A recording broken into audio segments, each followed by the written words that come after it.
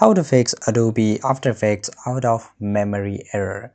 So very first thing you have to do, you have to go to the settings of your system, whether it's a laptop or PC. Now once you're here, you have to go to the display. In the display, you have to scroll down. Now you have to go to the graphics here. Now here you have to select this option, but before that you can just go and change default graphics settings here. Now make sure that hardware accelerated GPU scheduling is turned on.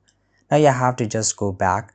Now you have to search the application, right? So for example, if you're not able to find this Adobe After Effects, you can always go and click on browse, and you can always select this located file wherever it is located, right? So you have to make sure that you can just go to the operating system C drive, and now here into the program files, now go to the Adobe, and here you will get it, right?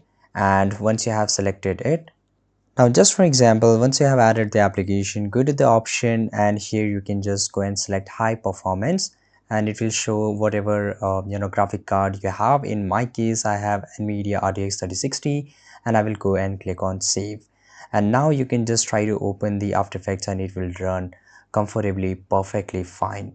Thanks for watching this video. Subscribe.